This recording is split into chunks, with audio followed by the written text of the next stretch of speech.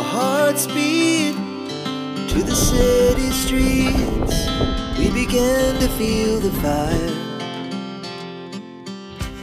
মন্দারমণি থেকে সুপ্রভাত। আজকে মন্দারমণিতে আমাদের দ্বিতীয় দিন।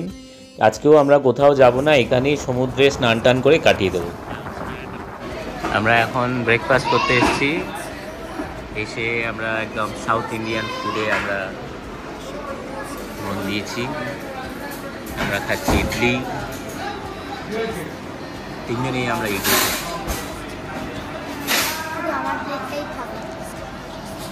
তোমাকে দেওয়া হবে, কোনো চিন্তা নেই। চটপট ব্রেকফাস্ট ছেড়ে নিয়ে আমরা চলে এসেছি সি বিচে। এই সমুদ্রের ধারে কাটাবো বলেই এত দূরে আসা।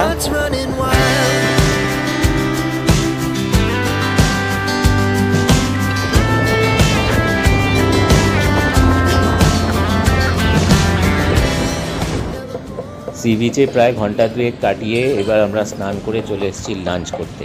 আজকে বসার জায়গাটাও বেশ ভালো পেয়েছি। এটা খুব ছোট টেবিল, কিন্তু একেবারে সমুদ্রের ধারে। এখানে বসে খাওয়া দাওয়া করতে করতেই আমরা সমুদ্র দেখতে পাবো আর কি।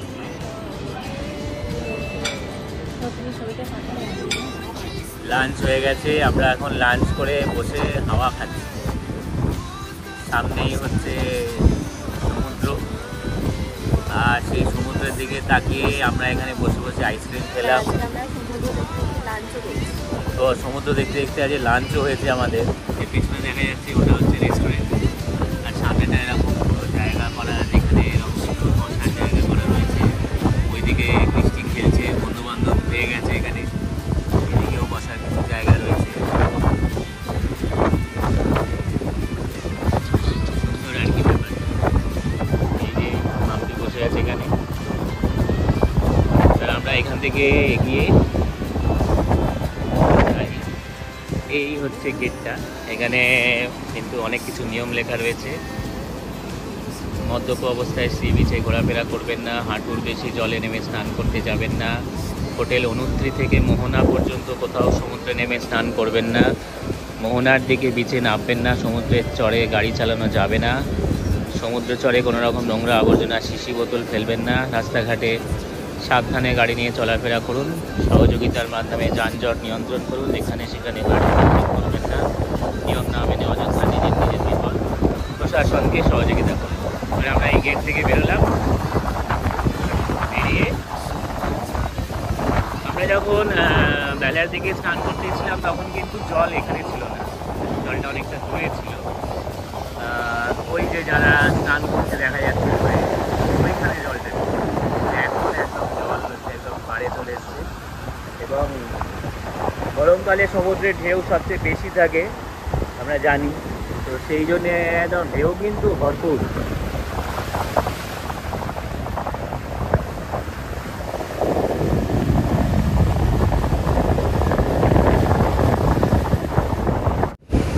আমরা গতবার এসে ক্যান্ডেলউডে ছিলাম।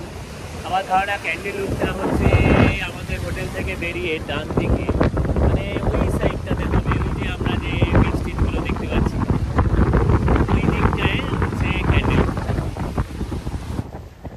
সব মিলিয়ে আমার অ্যাকোয়া মারিনা ড্রাইভ ইন কিন্তু বেশ ভালো লেগেছে।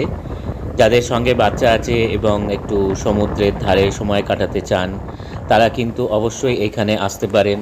পার্কটা খুব সুন্দর, সামনেই সমুদ্র রয়েছে, রুমগুলো বেশ স্পেশিয়াস এবং যথেষ্ট ভালো। ট্যারিফও আমার মনে হয়েছে ঠিকঠাক। রেস্টুরেন্টটা খুবই ভালো, খুব টেস্টি খাবার পাওয়া যায়। তো সব মিলিয়ে আমি অ্যাকোয়া মারিনা ড্রাইভ ইনকে 9/10 দেব।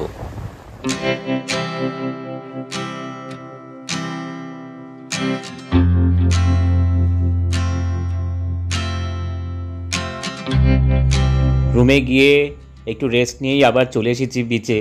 এই সানসেটের সময়টা আমার বেশ সুন্দর লাগে, বেশ চারদিকটা একটা গোল্ডেন গোল্ডেন, আকাশটা খুব সুন্দর দেখতে লাগছে এখন।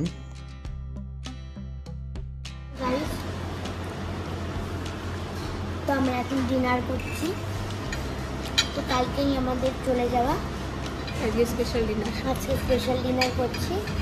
তো এখানে ছিল চাউমিন, সব চাউমিন আমরা খাচ্ছি, যে বাবাও খাচ্ছে, আমিও খাচ্ছি, মাও খাচ্ছে। আর এখানে হচ্ছে ফ্রাইড রাইস, আর এখানে চিলি চিকেন। তো চাইনিজ চিলি চিকেন এত কম কেন? কারণ সব তো আমরা প্লেটে। ভাগ বসিয়েছি। আজকে সবার এত খিদে পেয়েছে, সবাই আগেই খেতে শুরু করে দিয়েছে। ঠিক আছে, আজকে একটু তাড়াতাড়ি ডিনার করছি, কেন সন্ধ্যাবেলায় যে কিছু খাওয়া হয়নি, তো তাই জন্যে আজকে হচ্ছে চাইনিজের দিকে আমাদের আজকে ঝোঁক হয়েছে। বৃষ্টিও বললো যে একটু চাইনিজ খাবে। না, আমরা মানে ঠিক করার পরে যখন বৃষ্টিকে বললাম, বৃষ্টি বললো হ্যাঁ আমারও খুব খেতে আজকে ইচ্ছা করছিল।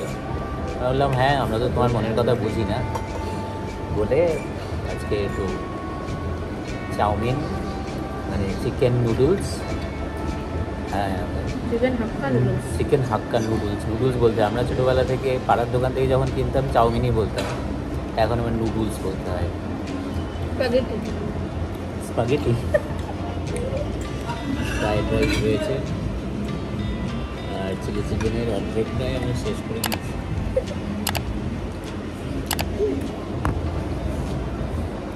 খেয়ে নিই তাহলে।